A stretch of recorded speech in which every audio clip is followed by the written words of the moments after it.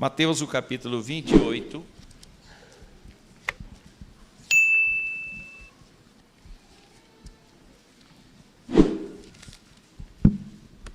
Esta palavra antecede a partida do Senhor Jesus Cristo para estar na presença do Pai, até que volte.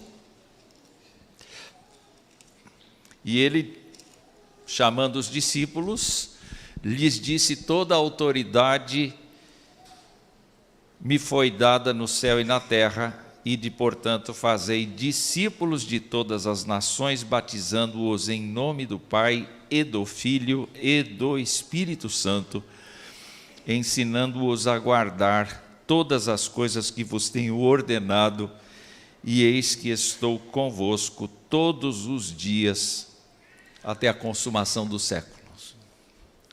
Meus irmãos, quando nós olhamos para a Escritura, nós vemos que temos uma ordem direta do Senhor Jesus Cristo,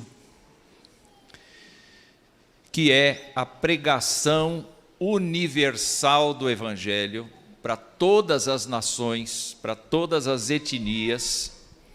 E nós vemos também que, acompanhando esta prática de pregação a todas as pessoas da terra, nós temos a iniciação destas pessoas por meio de um ato simbólico, de um ato externo, de um ato que não está vinculado a nenhuma prática social,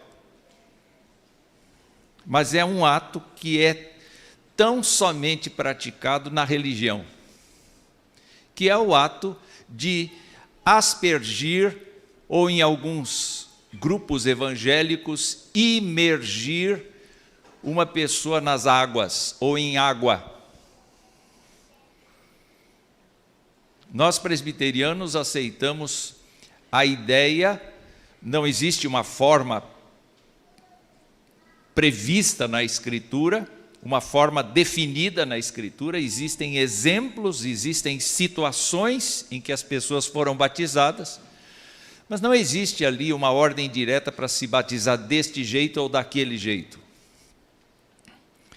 E nós entendemos pelo exame das Escrituras, desde há muitos anos, desde o princípio, inclusive da Igreja Apostólica, que o modo pelo qual se deve batizar é aspersão. Todavia, nós temos a liberdade de aceitar o batismo daqueles irmãos e irmãs que vieram de outras denominações evangélicas que imergem as pessoas. E nós não rebatizamos as pessoas por conta disto. Todavia, percebam, a pregação do Evangelho está vinculada a um ato exterior de cada pessoa que crê e está vinculada a um aprendizado de tudo quanto Jesus Cristo ensinou. Jesus Cristo nunca, pelo menos não há registro nos evangelhos, se referiu a uma forma de batismo ou ao batismo em si como uma prática que deveria acontecer. Outras pessoas batizavam. João Batista batizou. Judeus batizavam. E esse batismo se configurava então no entendimento de que isto significava purificação.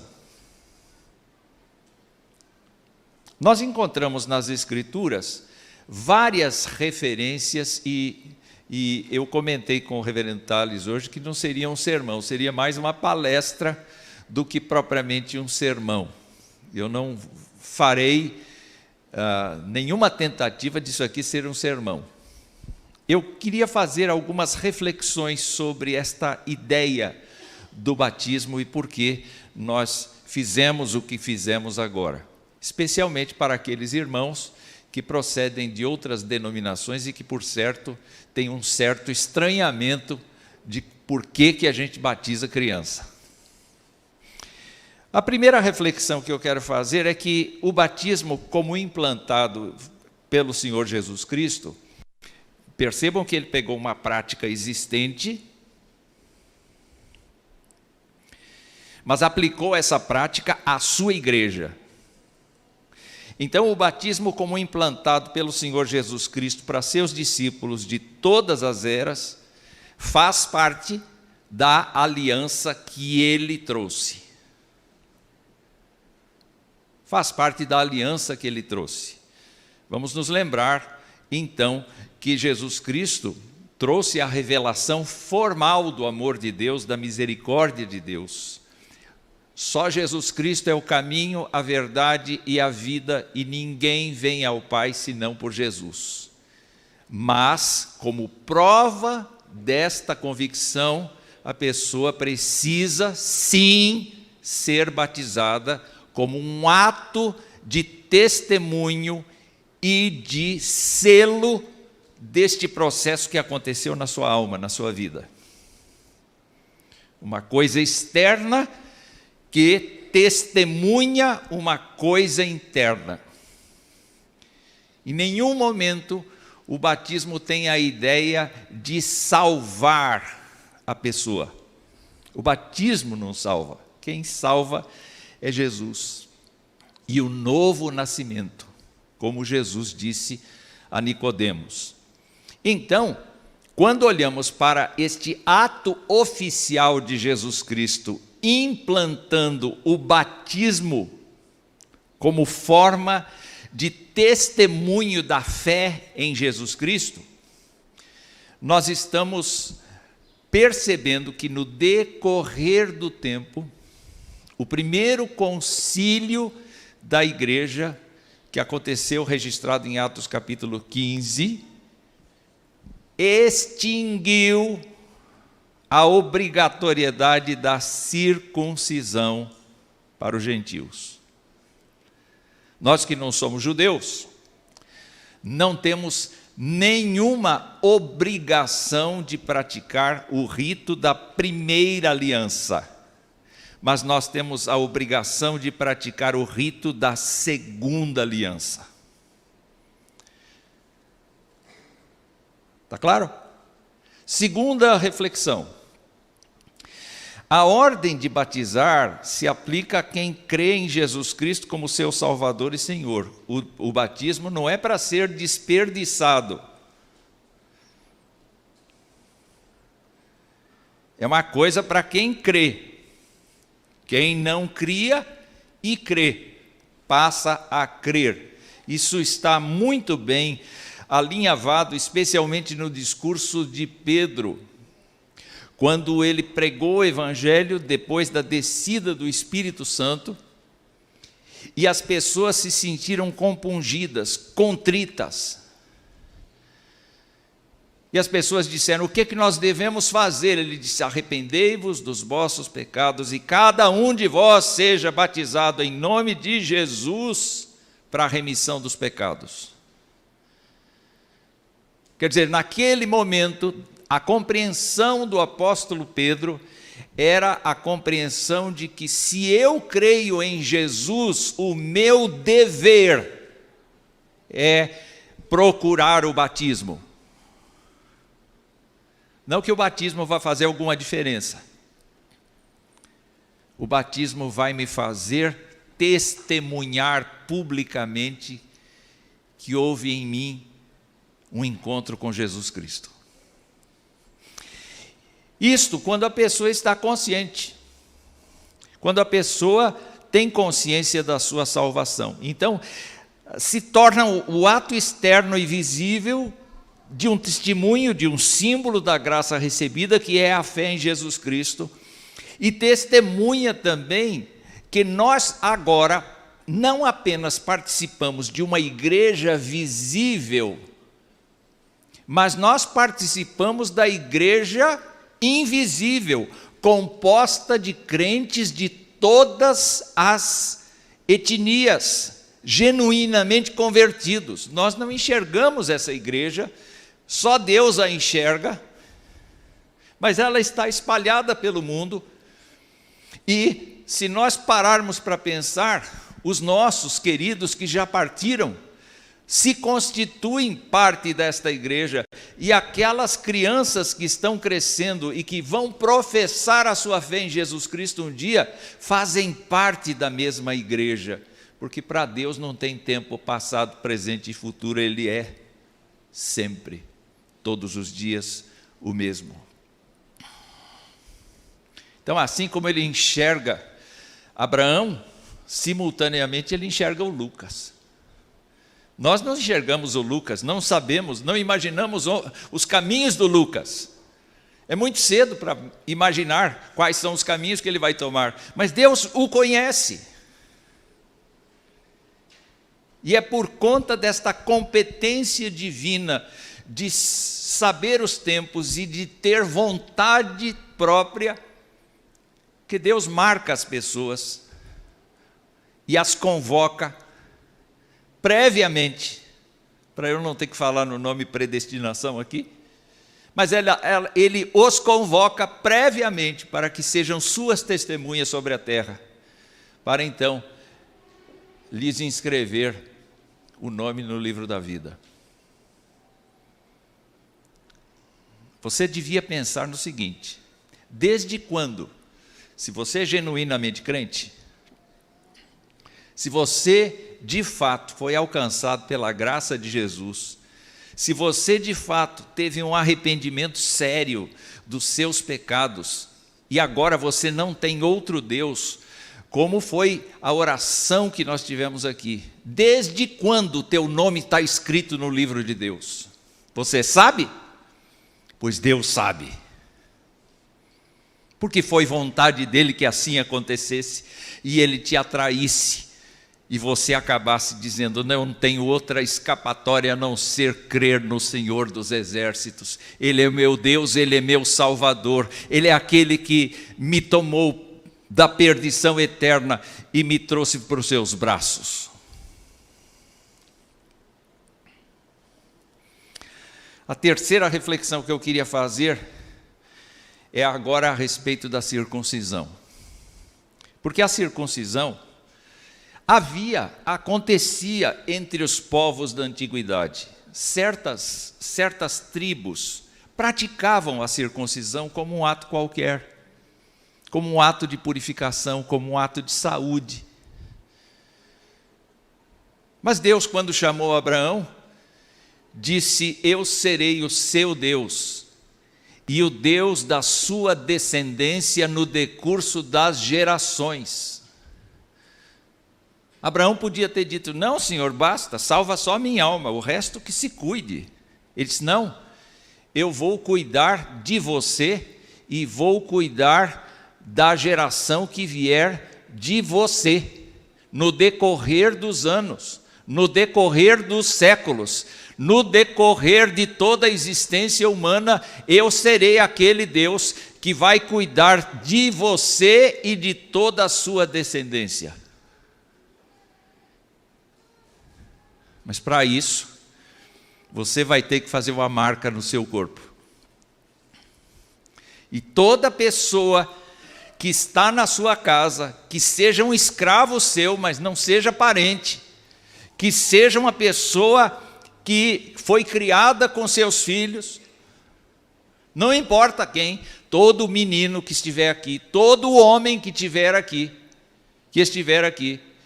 deverá ser circuncidado, porque a minha bênção só vai estar presente na vida de quem for circuncidado. E quem não for circuncidado, está lá em Gênesis 17, e quem não for circuncidado, nesta implantação que nós estamos fazendo aqui, deve ser extirpado do povo, não faz parte do meu acordo com o povo. Muito sério, né?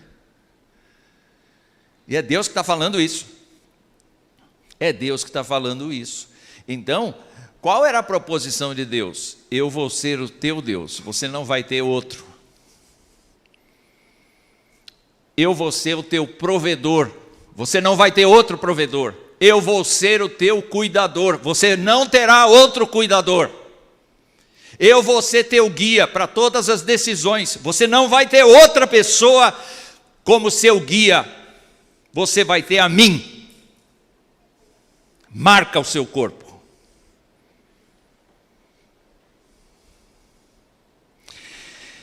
Abraão havia crido já nas falas de Deus, então dentro dele já havia temor de Deus.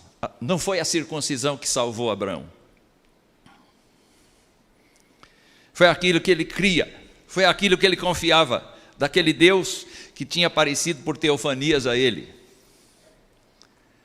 E meus queridos irmãos, Abraão se torna o pai da fé, não apenas dos judeus, mas também dos gentios, é o que a palavra de Deus nos explica. Agora, naquele tempo Isaque não tinha nascido, então a circuncisão aconteceu em Abraão, que tinha 99 anos, e no filho dele, espúrio, tadinho, Ismael, que era filho arranjado pelos mecanismos humanos com Agar, o próprio menino de 13 anos foi circuncidado naquele dia. E os escravos, os moradores, os operários, os companheiros de Abraão, todo mundo que estava debaixo das tendas de Abraão teve que passar por isso. Quem cria ali? Abraão. E meus amados irmãos, quando Isaque veio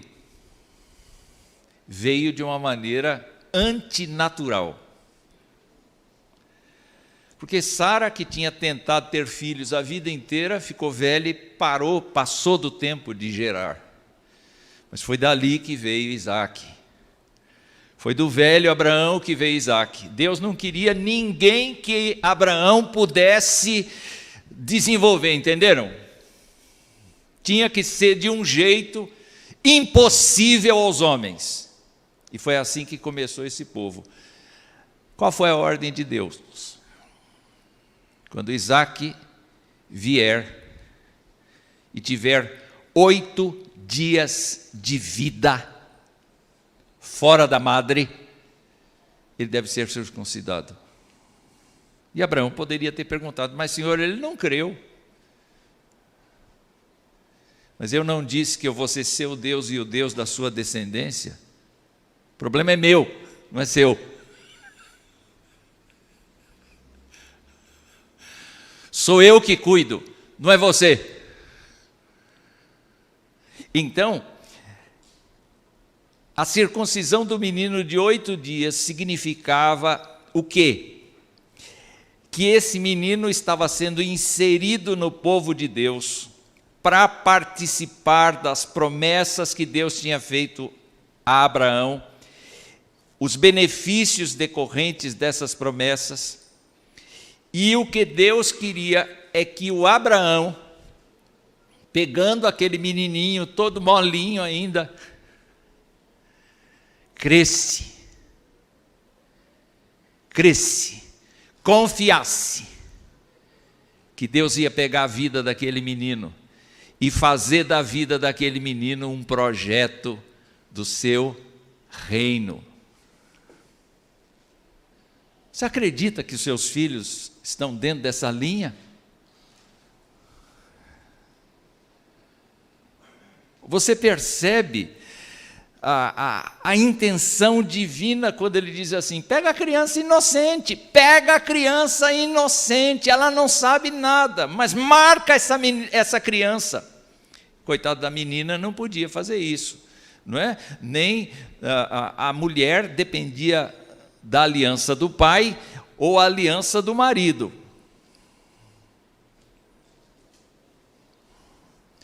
Então, nós encontramos isto demonstrando aqui, que acaba evidenciando aqui, que Abraão tinha a responsabilidade de pegar Isaque e dizer, eu quero te contar como é que o papai e a mamãe tiveram você.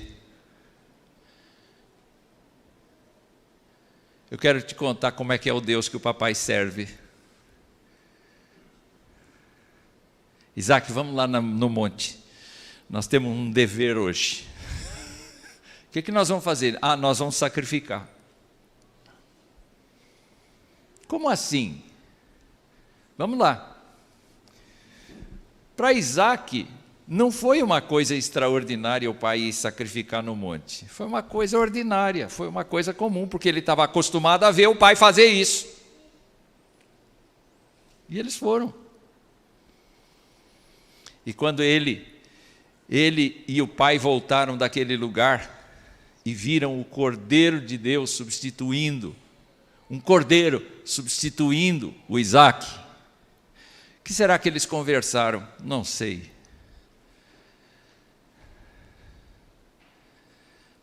Mas pode ter sido uma coisa assim. Isso é minha imaginação, viu, gente? Ô Isaac, você viu como esse Deus que a gente serve é grandioso? Ó, quando você tiver seus filhos, circuncida todos eles. Aos 8 dias. Bom, quando Jesus Cristo veio à Terra, o que aconteceu com Jesus? Ele foi circuncidado. Porque ele fazia parte do povo de Deus. E queridos irmãos, Jesus Cristo cresceu e se tornou um homem vigoroso, valoroso, preocupado com o reino de Deus. Mas, do jeito que nós cantamos o hino 365 agora há pouco, nós vimos como Jesus Cristo ficou indignado com os grandes apóstolos que ele tinha, que diziam assim: peraí, Jesus Cristo está muito ocupado, não tem tempo para vocês, pais que querem trazer os seus filhos para pedir a bênção de Jesus aqui, fora, vão para outro lugar, vão em outro dia. E Jesus Cristo, diz a Escritura, que ficou indignado. E disse essa frase que você precisa mastigar bastante. Mastiga bastante. Deixai vir a mim os pequeninos, não os embaraceis, porque dos tais é o reino de Deus. Como é que Jesus Cristo olha os pequeninos? Ele não olha apenas as pessoas que são simples, as pessoas que têm pouca cultura, as pessoas que têm pouco conhecimento, os pobres. Ele não olha apenas isto, mas ele olha toda pessoa, especialmente a infância. O pequenino aqui está se referindo à infância.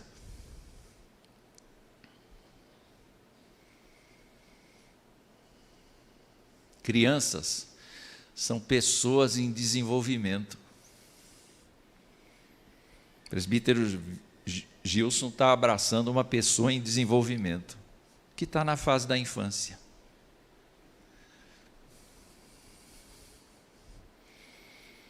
Mas é uma pessoa de Deus.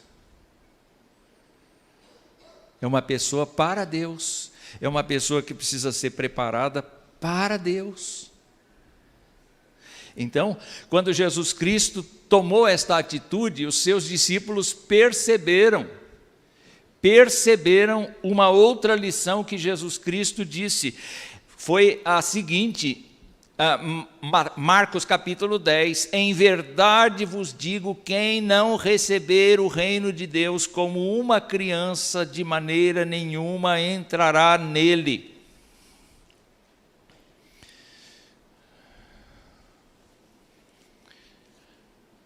O que é aceitar o reino de Deus como uma criança? Eu fiquei pensando no quanto, quando a gente está na infância, a gente depende dos outros. A gente não sabe se alimentar, a gente não sabe se vestir, a gente não sabe se limpar, a gente não sabe falar, a gente não sabe ler, a gente depende inteiramente. É a figura da dependência integral. Para uma pessoa ser de Jesus, ela precisa descansar nos braços de Jesus, como uma criança pequena descansa nos braços da sua mãe.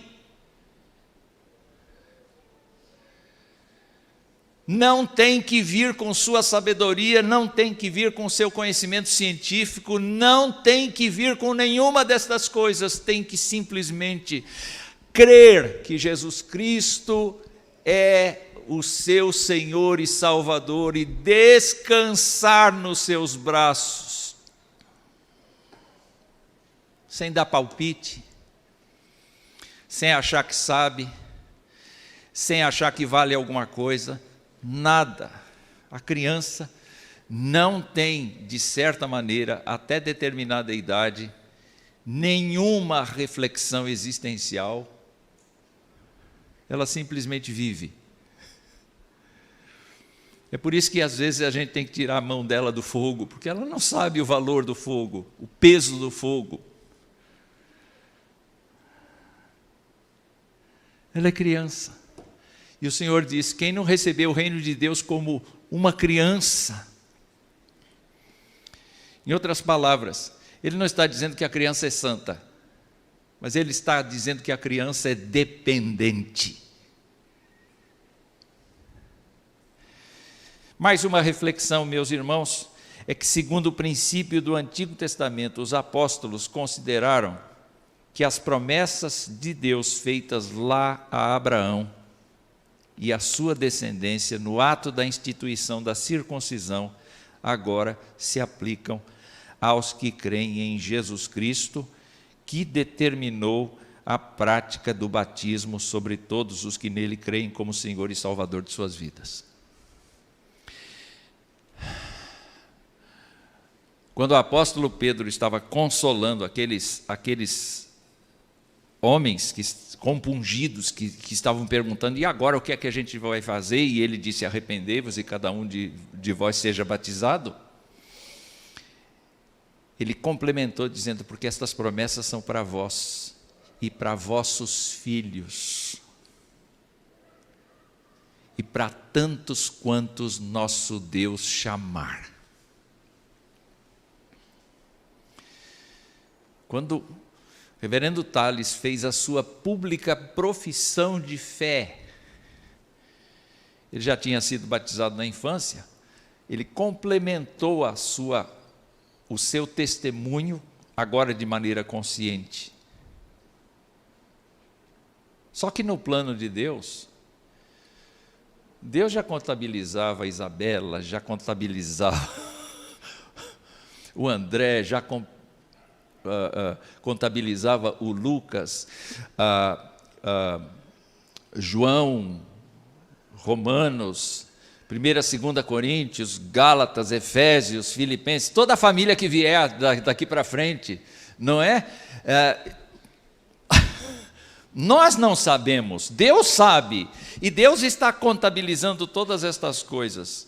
Imagine só, quando o seu avô, lá no passado, a sua avó, lá no passado, professou a sua fé em Jesus Cristo e foi batizada, entrou para esta aliança do Senhor que vem desde Abraão, porque os filhos da fé é que são filhos de Abraão.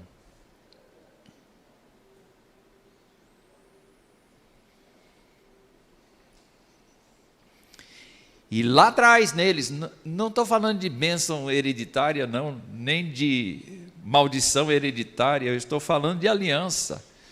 Quando você vai para a lei, Deus ratifica a sua aliança. Ele disse: eu dou bênçãos até 1000 gerações daqueles que me amam. Ah, Senhor! Então, quando nós chegamos a este ponto de olhar para isto, nós percebemos com toda a clareza que não transgredimos a Escritura quando nós trazemos os nossos filhos para a frente da igreja e por um ato que simboliza a purificação dos pecados, mas não converte ninguém, nós declaramos que aquela criança participa mediante a fé dos pais na aliança de Deus. E quando for a idade própria, ela mesma tem que abrir o seu coração e confessar publicamente a Jesus Cristo como seu Senhor e Salvador. Tem famílias aqui que viram isso acontecer com seus filhos. Eles cresceram, permaneceram no seio da casa do Senhor, estou olhando para eles, e confessaram a Jesus Cristo por sua própria iniciativa, e amam o Senhor Jesus Cristo, e agora estão criando seus filhos no temor do Senhor. Porque são competentes? Talvez, mas é por causa da aliança. É por causa do amor de Deus. Então, é por isso, e eu estou tentando terminar minha palestra aqui, é por isso que os apóstolos, quando falam da família, estabelecem como o marido e a esposa devem viver e como eles devem se comportar diante dos filhos. Nós vamos ter eleições de presbíteros e diáconos aqui no mês que vem, e a gente vai falar um pouco disso na escola dominical agora. Qual um dos requisitos para ser um presbítero ou para ser um diácono? Ter a sua família em ordem, ter a sua família em paz, ter a sua família atuando dentro da aliança. É claro que nós não somos donos da vida de ninguém, e é possível que um dos nossos filhos não queira seguir o caminho que nós seguimos. A salvação não depende da gente, depende de Deus. O nosso papel é criar os nossos filhos na demonstração e na disciplina do Senhor. Vocês viram que as perguntas que eu fiz para eles aqui foram perguntas assim: você promete cuidar do seu filho? Você promete ensinar seu filho a ler, para que ele leia a Escritura? Você promete ser testemunho do Evangelho para o seu filho? Porque é exatamente isto que nós temos responsabilidade de fazer. Nós somos os evangelizadores dos nossos filhos. Não é o professor ou a professora da escola dominical. Somos nós. Nós é que temos que pegar aquela vidinha ali, ó, e apresentar para o trono do Senhor todo dia. Todo dia, e dizer: Senhor, livra o filho, abençoa o filho. É ótimo que ele saiba inglês, que ele tenha a melhor faculdade, que ele tenha um emprego de sucesso no futuro, mas não adianta nada dessas coisas se porventura o nome dele não estiver no livro da vida, porque ele vai para o inferno. É isso que você quer para o seu filho? Que ele vá para o inferno sabendo política, sabendo inglês, sabendo finanças, sabendo um monte de coisa? Eu não sou contra o estudo, mas eu sou contra a falta de prioridade para Deus. Então, quando nós chegamos no ensino apostólico, nós temos que saber que estas crianças devem fazer parte do corpo de cristãos. Por quê? Porque todo cristão consciente sabe que é pecador, a criança também é. A criança não foi criada inocente, ela está inocente por um determinado tempo da sua vida. Mas ela é pecadora desde a sua gestação. Porque nós somos capazes de passar um nariz bonito, mas também o nosso pecado. Nós somos capazes de passar para ele ou para ela um olho maravilhoso, uma cor de olhos maravilhosa. Oh, olhos tão lindos, não é? Sua criança tem olhos tão lindos, mas também passamos o nosso pecado. Não tem como escapar disso. E aí, então, nós devemos nos lembrar dessa verdade bíblica, nós devemos, então, ajudar a criança a perceber seus pecados. para que ela saiba que só Jesus pode perdoar os seus pecados.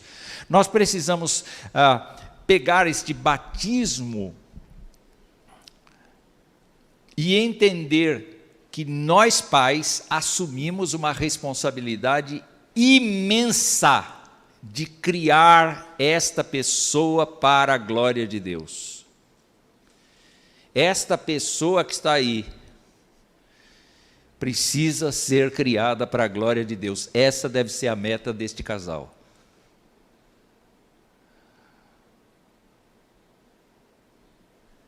E por último, finalmente, não é? Por último, assim como Jesus Cristo afirmou: deixai vir a mim os pequeninos, não os embaraceis, porque dos tais é o reino de Deus. O batismo de uma criança no seio da igreja de Jesus Cristo envolve a responsabilidade direta dos pais ou dos responsáveis pela criança, e a responsabilidade em segundo plano é nossa.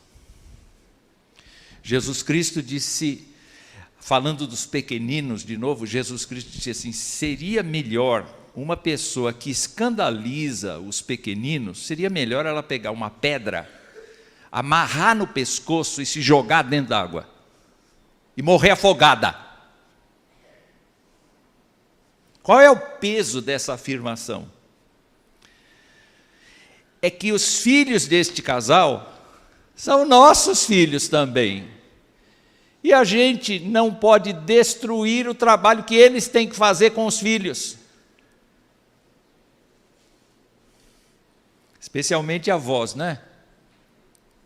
Destruidores de netos, não é? Tem fama disso, não é? Ficam fazendo coisas que os pais não concordam muito.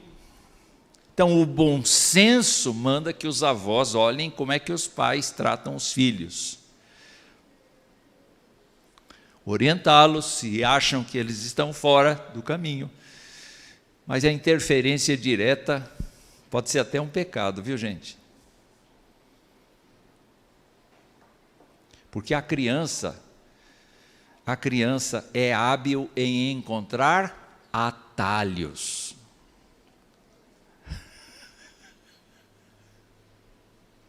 Não é? Então, quando nós paramos para pensar, as crianças aqui que circulam por aqui são nossa responsabilidade também. A gente precisa ter paciência com elas, a gente precisa ter ânimo com elas, a gente precisa orar por elas, a gente precisa abençoar, a gente precisa zelar para ver se a gente não é pego num pecado consciente que danifica com o caráter das crianças dos outros. Porque nós estamos dentro de uma aliança na qual nós somos a família de Deus. É por isso que a gente batiza a criança. Porque a gente entende que a criança é parte da aliança do Senhor. E a gente não faz isso para salvar a alma da criança, como os católicos romanos.